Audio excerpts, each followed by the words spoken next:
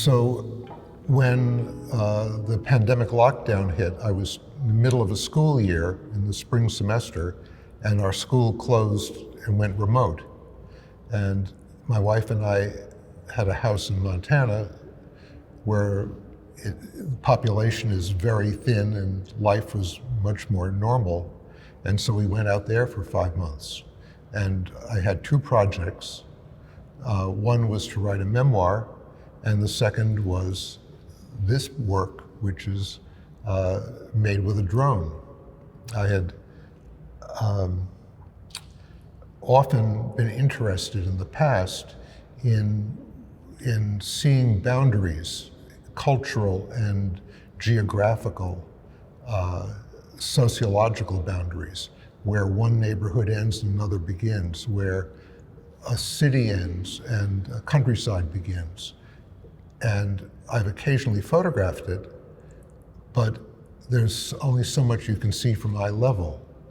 And from above, it's all clear. And so I've always been fascinated when I'm on a plane, the first maybe 30, 45 seconds after takeoff, where you're not way up yet, but you get to see neighborhoods and countryside from a slight elevation. And that's what the drone allows me to do.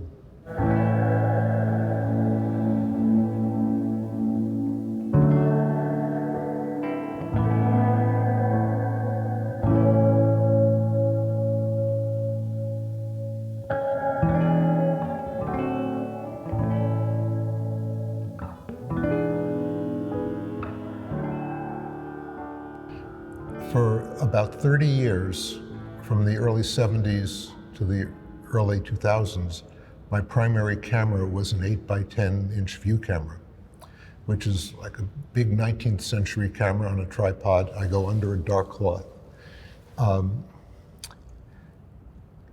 The physical nature of the camera, the size, the view on the ground glass on the back, which is about this big, all leads to very conscious decision making. And all along, I usually made only one photograph of anything for a number of reasons. One was economic. When I was doing 8x10 color when I started in 73, it would cost in today's dollars about $75 a picture. But also, I liked the pressure on me. I liked to be able to feel like I'm making the decision of what I want when I'm taking the picture. I don't crop my pictures.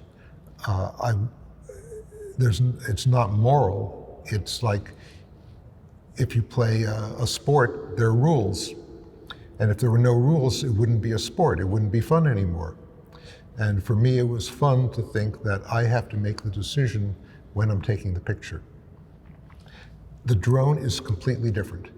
If I'm standing with my 8x10 on a street corner and think about, well, this isn't quite right, what if I move the camera a little to the right?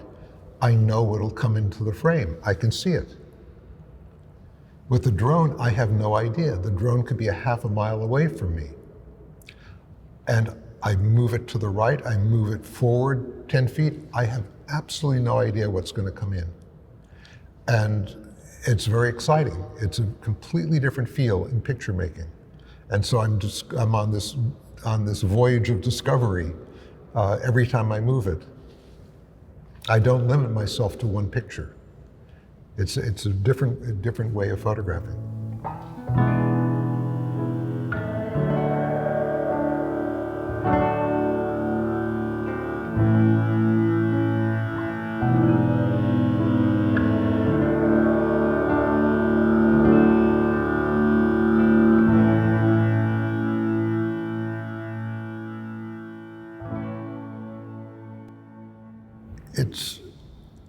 The perspective is something that has been in the back of my mind since the late 70s. I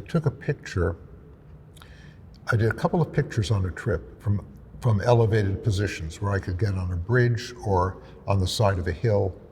And one is of the Merced River in Yosemite National Park, and the other is a campground in Jackson, Wyoming. And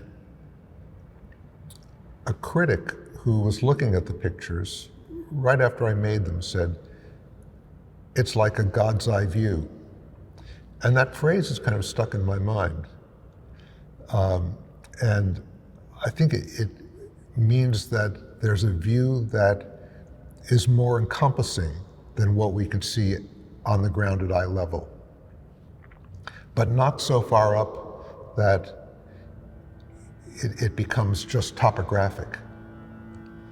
But it is close enough for it to be human, almost.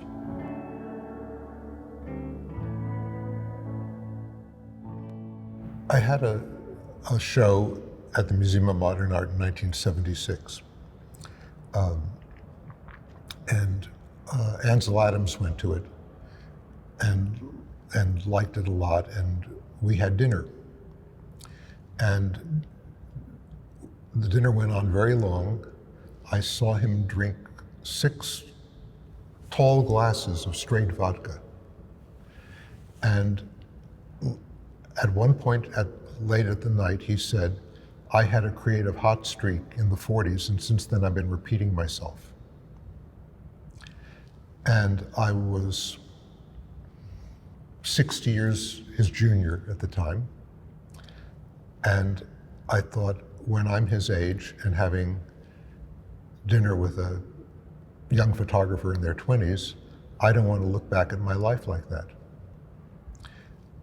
At the same time, I recognized, as any photographer at that time who looked at the history of photography knew, that photographers tended to have hot streaks. And some of the greatest hot streaks have been incredibly short. The Walker Evans FSA work was 1.5 years. Robert Frank's The Americans was 1 year, and both are revolutionary bodies of work in American photography. And to say that it was short does not diminish their historical importance and just the incredible nature of those pictures. But I knew I didn't want to have a 1-year hot streak. And so I decided after that dinner that whenever I found myself copying myself, I would do something new.